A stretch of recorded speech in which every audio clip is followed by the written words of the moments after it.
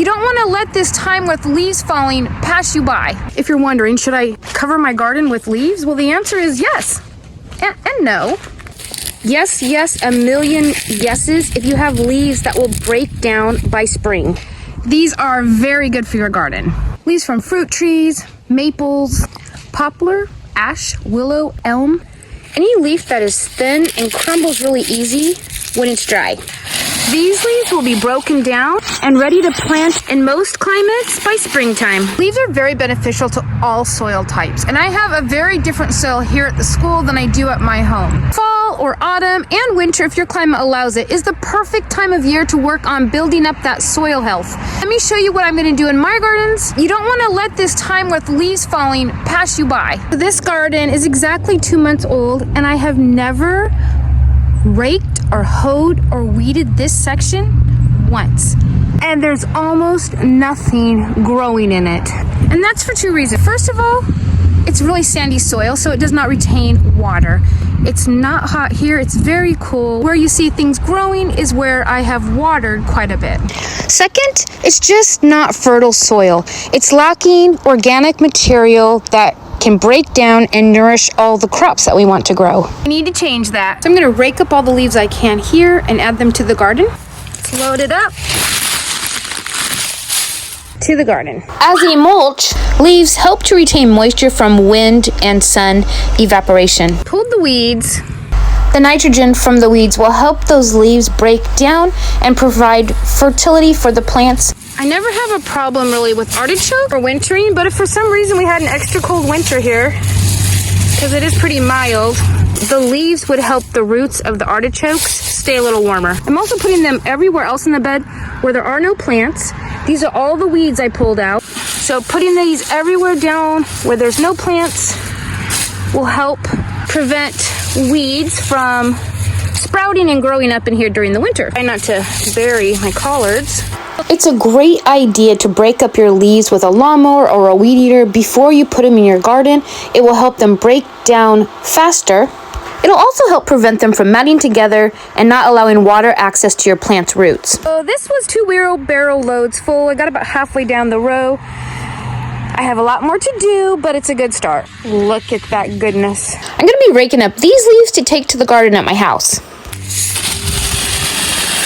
I could do a leaf ASMR video. This is amazing. Almost every tree where I live is evergreen, so these are actually at my daughter's house and I have to transport them home. So in my car I have, this is a shower curtain, and I just rake leaves onto a tarp. It's like my mobile wheelbarrow. But I'm just gonna be putting the tarp, I'm gonna dump it into the car. Like that. I highly do not recommend this method because there will be spiders in my car after this. I know, I've done this before. This is my 3rd tarp full, and that's all it's gonna fit. Okay, I'm next door to my garden. This is as close as I can get. I'm gonna get my leaves back on the tarp. All right. Let's pull these over closer. This pile. 2. Okay, round 2. Let's unload it. Oh, check out these moths that were in the leaves. Are they friend or foe? I don't know, but I'm gonna let them do their thing.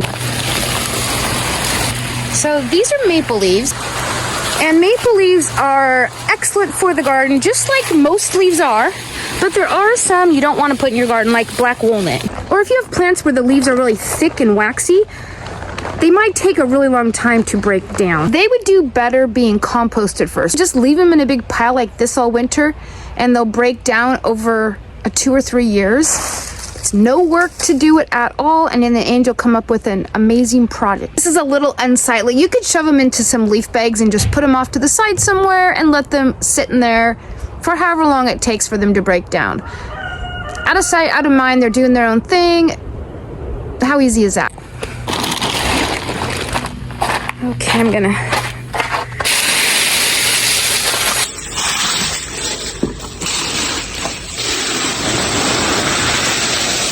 I'm dragging these from next door to my garden. Can you see that spider right there, right in the pathway? You guys have them in the fall where you live. They're these big, round, beautiful, but kind of creepy spiders. Everywhere I go, I take a rake because I have to gently pull in front of me. Otherwise, I go right through it. I admire spiders and all the good they do. They creep me out, and I can't do it. I have to get rid of their webs, which they spend a lot of time working on. It's only in the fall here, but is that a common thing around the country? I don't know, but literally everywhere I go, my rake goes in front of me. Very slowly I walk and get rid of all of the webs. It's super thick, like, well, not quite like fishing string, but that's what they remind me of. They're just, no. I'm clearing a path before I bring my leaves through. This section of my garden gets absolutely flooded in the winter time. The clay soil, it does not drain well, so our ducks come in and actually float and love this area. But I don't want it to do that. I want to have an actual garden space. I will be adding leaves. I'm just gonna dump them out here.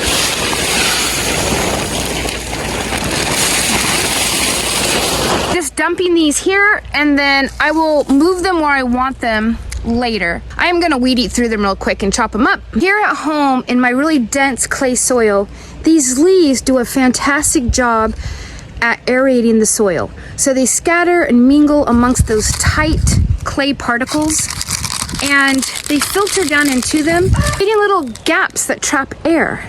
So I want to get as many of these leaves into this garden as I can. I want to get as many of these leaves into the sandy soil garden as I can, because they kind of perform the opposite.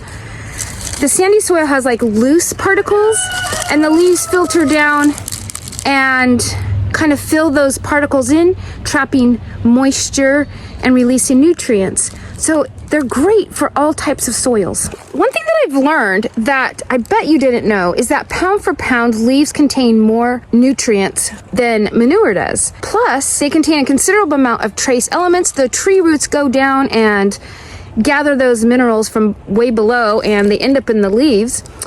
But the best part I think is no worry about herbicide residue like the aminopyrrolate that can be found in animal manures. So they're just a win-win. If you have access to leaves, get them. Just go get them and put them in your garden. They're a win-win. You know, unless you get the wrong kind, black walnut, eucalyptus, something that is really not good for your garden, there's really no downfall to them. These lasagna beds are actually my most productive beds. Simply made by piling a bunch of leaves and other vegetative matter on top of each other and just letting it sit until spring. Back there, I'm starting to make another one. Leave a link to a video on how to do that at the end of this one. And also, if you're not familiar with aminopyrrolates, they are really destructive. They can ruin your garden for several months to years. I'll leave a link in the video, at the end of the video, to one of those too. So if you're interested in either, go ahead and go check them out.